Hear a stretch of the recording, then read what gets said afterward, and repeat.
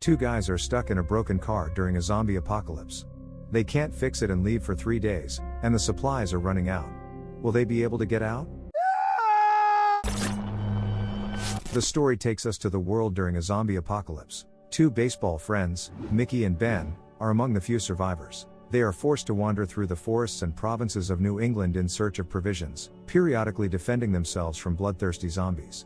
In reality, the post-apocalyptic world turns out to be very boring, and most of the time the guys have nothing to do. Ben adapted to the new reality faster than his friend. He learned how to kill zombies and get food with improvised means. Mickey, on the contrary, is afraid to take up arms and prefers to disconnect from reality with the help of music in his headphones. During another sortie, the guys find an abandoned car. A zombie woman climbs out of the driver's seat, but Ben reacts instantly and shoots her in the head. The guys are lucky, the car immediately started up and now they will be able to continue their forced journey on wheels. Mickey offers to stop by his ex-girlfriend's house to look for provisions there. As Ben searches the house for zombies, Mickey gets nostalgic in his former lover's room. He takes a new disc from her dresser for his player, after which he smells her clothes and perfume. Ben, on the other hand, chooses only what can be useful to them on the way, and thus finds 2 battery-operated walkie-talkies among the things. The guys take blankets and pillows from the girl's room to spend the night in the car. Mickey is tired of hanging around abandoned houses and spending the night on the street, so he invites Ben to stay in the house at least for a while.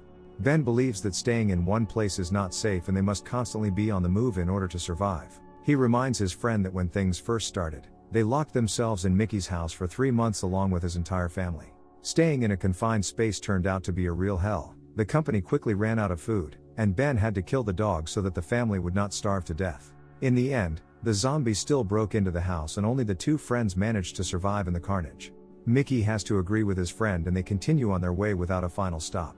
One day, Mickey finds walkie-talkies and inserts batteries into them. He and Ben decide to check the range of the radio and suddenly pick up someone else's signal. The guys listen to the conversations of other surviving guys, where they discuss the shopping list for people from the camp. For the first time in a long time, Mickey hears other people's voices. From their dialogue, he understands that somewhere not far from them there are people who continue to live as before. They celebrate birthdays, watch movies and always have something to eat and sleep. Mickey decides to intervene in order to ask to join them in the camp. A male voice from the radio rudely answers him so that he does not clog the airwaves and says that there is no place for them in the camp. The voice also asks the other person, named Annie, to stop any contact with the guys. In desperation, Mickey tries to negotiate with the strangers, but they cut off the connection. Ben calmly accepts what happened and offers to forget about this conversation, but his friend cannot accept the refusal and continues to try to contact Annie. Ben is ironic about Mickey's actions. He tells his friend that he is too romantic about the stranger and hopes in vain that she will turn out to be a sultry beauty from the films who will save him from the zombie invasion. Ben, on the other hand, is more realistic and advises Mickey to follow his example in order to survive. Friends arrive at an abandoned motel. Mickey goes to check the building and quickly regrets it. Zombies were locked in one of the rooms. Ben has to take the hit again and protect them from the dead. He tries to persuade his friend to join him and learn how to kill zombies, but he does not see the need. Soon Mickey gets a chance to face the zombies one-on-one. Ben goes for a swim while Mickey is fast asleep in the car. Because of this, he does not hear how the girl's corpse is approaching the car. The zombie comes very close and makes awkward attempts to get inside, from which the guy finally wakes up. Mickey is very scared and does not know what to do next and how to defend himself. He finds himself alone with a zombie for the first time, so he desperately tries to shout for Ben to save him.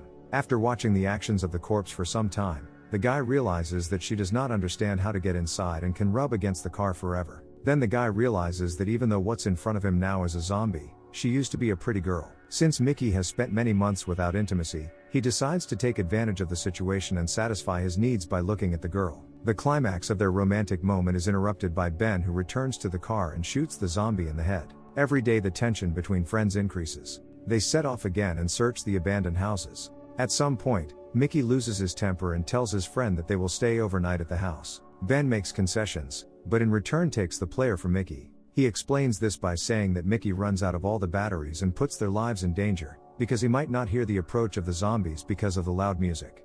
Ben tries to explain to his friend that they should work as a team and help each other survive. After his friend's words, Mickey freaks out again and leaves. In the room, Mickey tries to contact Annie again. The girl finally answers him and tells the guy that she can be exiled because of a conversation with him. She warns the guy that the camp of survivors is not at all what Mickey imagines it to be, and asks him to give up the idea of joining them. The guy is ready to leave Ben alone to join them, but Annie again sends him away in a rude manner. Meanwhile, Ben finally allows himself to relax a bit.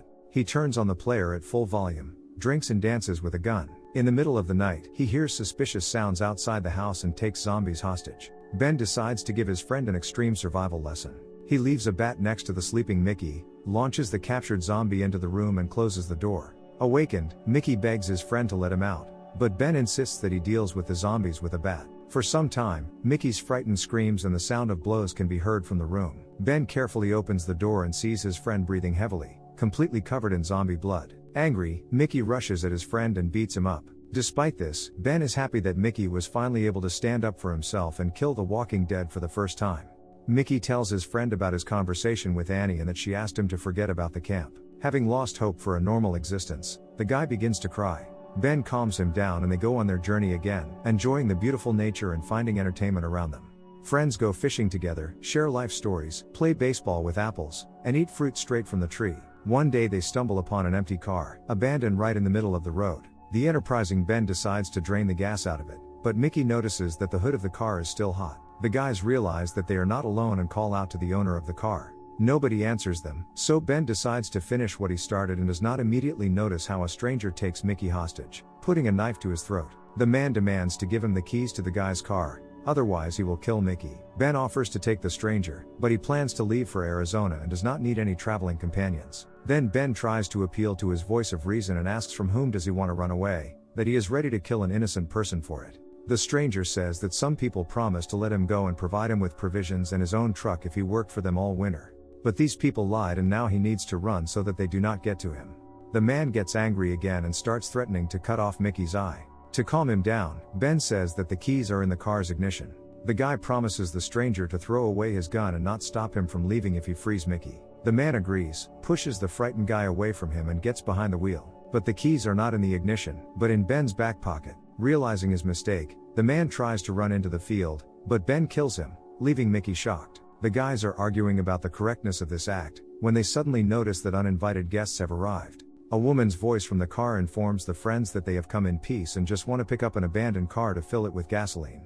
Mickey sees nothing wrong with this, while Ben remains alert and points a loaded gun at the stranger's car. A pretty girl comes out of it and a big man with a gun in his hands. She orders the assistant to grab a canister instead of a gun and together they come closer to the guys. The girl asks the guys who was driving the car and Ben lies that the driver was bitten by a zombie and therefore had to be killed. The stranger continues with the conversation and asks if this man said something about himself and where the car came from.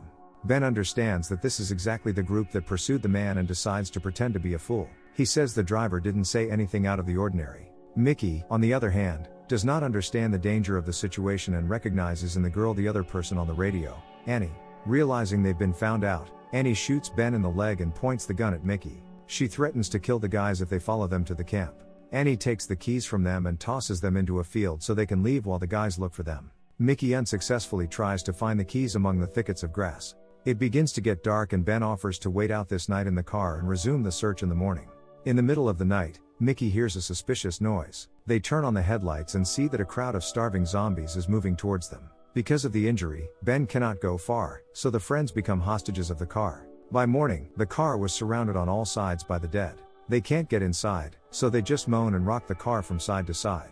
So the guys spend several hours locked up. Mickey is paralyzed with fear while Ben tries to find a way out of the situation. He shoots the dead, but there are too many of them to get out. Ben loses his patience and blames Mickey for what is happening. If he had left Annie alone, they would not have been trapped. A few more hours pass. Friends understand that their supplies of water and food will not last long. Now the guys can only guess who will surrender first, them or the zombies. The next day, friends cover all the windows with blankets, hoping that the dead will leave if they do not see them.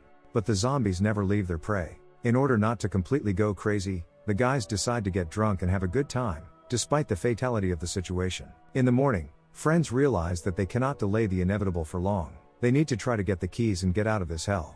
Ben asks Mickey to get outside and do whatever it takes to survive. He asks his friend to leave him alone and escape if he can't find the keys. Mickey promises he won't leave his friend.